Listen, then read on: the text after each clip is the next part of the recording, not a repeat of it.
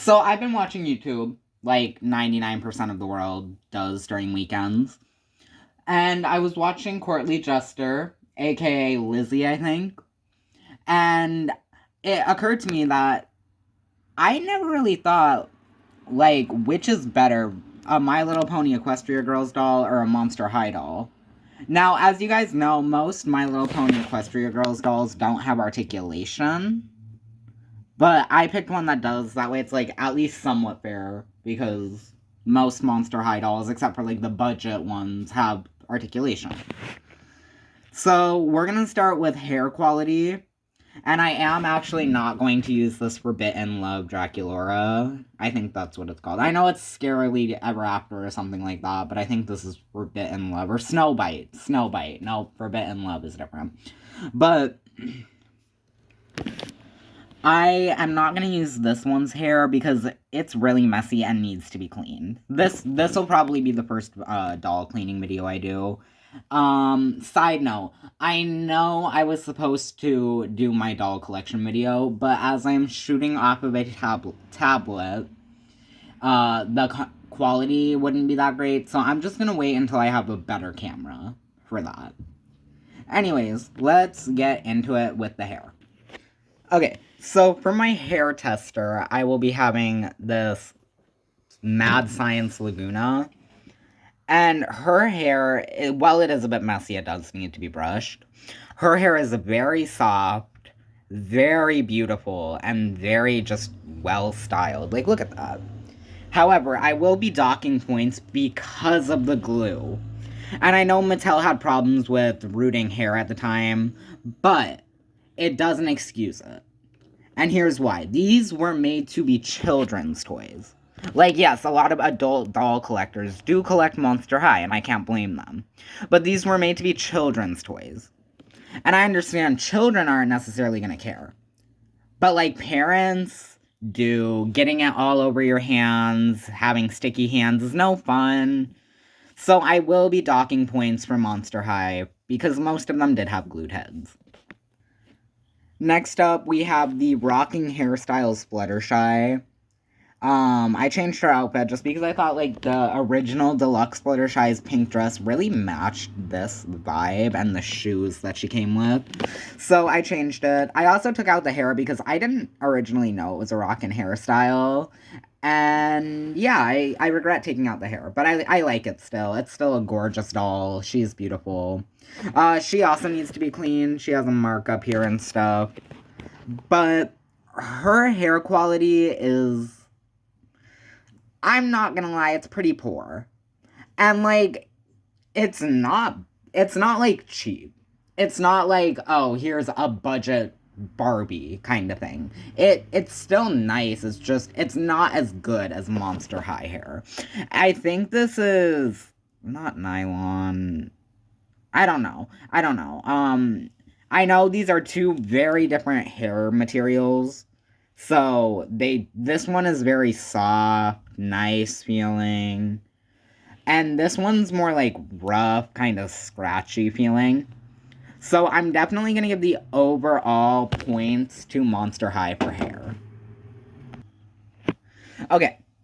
Next, we're going to talk about just the overall quality of the clothes. Now, I'm no fabric expert. I don't even know what, like, this is made out of. We're just going off of a basic baseline, like, this is my opinion. So we have this, both outfits are gorgeous. Frankly, I know a lot of people crap on the Equestria Girls outfits. I love them. I do. I love this dress, even though it's a bit plain. I love the little butterfly wing motif kind of thing they have going on. I love it. All in all, it's a nice fabric. It doesn't feel cheap. Like, okay, one second. Okay, so here we have a great example of budget clothing for cheap dolls. This was from a $5 Dollar General doll pack I bought when I first started collecting again. And it's currently on a Winx doll because, I'm sorry, Fauna, you just... this girl has been in my collection for years. She's one of the few that I've kept throughout all the years. And I love her, so I refuse to get rid of her. But she isn't my Monster High display. So, yeah. But anyways, this is just the definition of cheap clothing. It'll rip easy. It's not comfortable feeling. But this, I wouldn't say it's as great as the Monster High clothing is. But it is very soft, very nice feeling. Honestly, I can completely understand how Equestria Girls could have been a competitor for Monster High. I don't think it ever was a main competitor, but I understand how it could have been very easily. So all in all, both fashions slay. Like, there are obviously some very ugly outfits from both franchise. Like, ugh, do not get me freaking started on the Frankie outfit. I forget which one, and then Geek Shriek Gigi. Both are just terrible. Like, those glasses on Geek Shriek Gigi were terrible. No one can tell me otherwise. But anyways, we're gonna go with, I think we're honestly gonna have to go with Equestria Girls just based on looks. It's more my vibe. However, I will be docking points from the Equestria Girls fashion because a lot of them came painted on. And what I mean by that, this is a budget Applejack doll. She's not wearing her hat right now. I do have her hat, but she's not wearing it. This is what a budget My Little Pony Equestria Girls doll looks like. Painted on top. That goes into like a bikini kind of bottom kind of thing. Fabric skirt. And then, ladies and gentlemen, tell me if you agree or disagree with my statement that these peg feet, atrocious. Like, atrocious. And, like, I understand Hasbro, they did, like, Bratz, I think, so they were just kind of trying to do that. But I hate peg-on feet. I hate removable feet. It's just gross. But this is a budget Equestria Girls doll. Like, this is what they first came out with. And, obviously, later, things did get kind of better. But even so, like, going to the most recent movie, their budget dolls still look like this. And even some of their more expensive dolls look like this. Which is annoying. Like, you have the ability to make something so beautiful like this, or like your other Rockin' Hairstyles dolls. Like, they did stuff I have never, and like, I haven't seen all the Monster High dolls, but I have never seen Monster High do. Like, crimping hair, I don't think I've seen a single Monster High doll do a crimp. It's gorgeous. Like, you have the ability to make these dolls, but then you give us this. And I understand at first you weren't sure it was going to pick up. But still, like, Monster High went out with bangers when they first came out. Like, hello. Even, I don't have, like, a Wave 1 Frankie. I don't. But, girl, hello. Quality. And then you get this. Like, tell me which one you're gonna pick, because I picked Monster High. Like, yes, back in the day, I still collected Equestria Girls, but not, like, I do now, kind of. Yeah, so, I understand that they kind of did improve, but still, most of their dolls did not have proper articulation. Next up, we're going to go with the face. So, as you can see, Snow Bite Draculaura has great makeup. This great little heart with, like, it's like an apple heart with poison. It's beautiful. Like, this face mold is gorgeous. And then you have the Equestria Girls face mold, which is very different because it's fitting a different art style. It's doing all of that. And it was not made... Okay. So, take this with a grain of salt, or not grain of salt. Keep this in mind. Equestria Girls was made to sell toys, yes. But it also had to fit in with an already existing art style. it had to incorporate the big eyes. It had to incorporate the ears and those kind of button noses. The lips must have been incredibly hard for them to try and do. Like, so completely different art styles, completely different, but I do understand why they are different.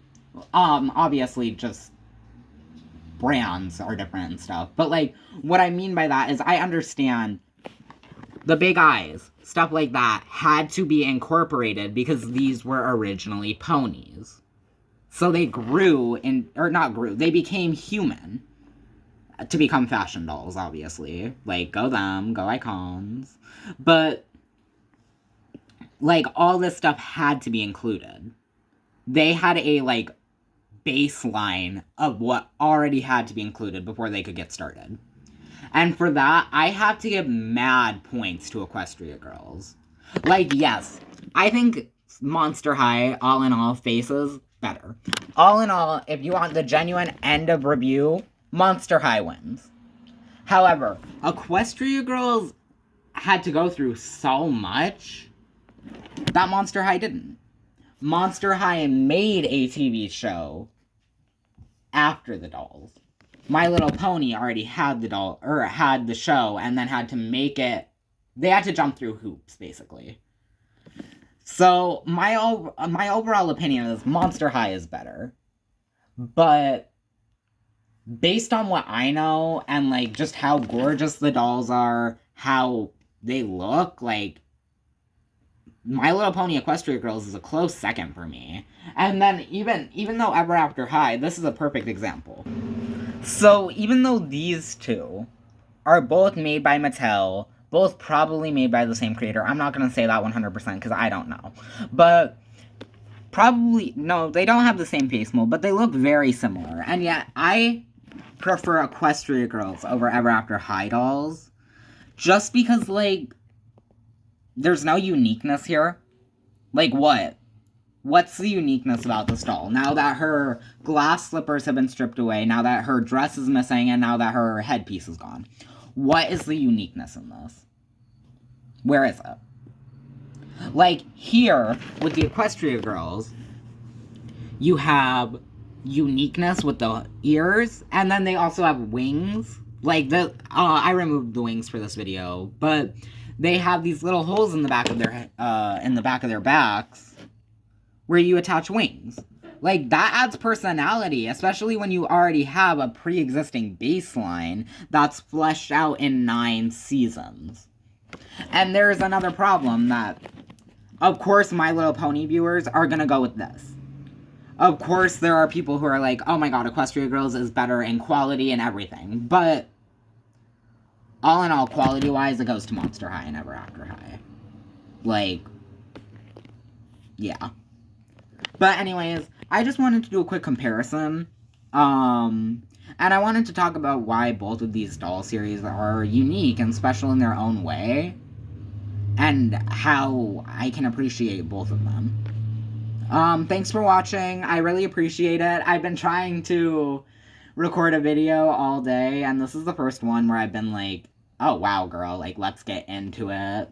I tried cleaning up a few dolls. None of it worked. Or, like, it worked. Cleaning off the dolls worked. But, like, being on camera is weird.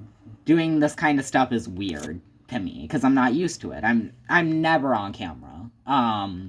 That's one thing. You probably won't ever see my face. Even if I make my own Instagram, make my own Twitter. And it's not even because I, like, care about my privacy. It's just... it's weird to me. I'm uncomfortable on camera. So, eventually I'll kind of do what Courtly Jester did, where she picked out one doll that kind of represents her.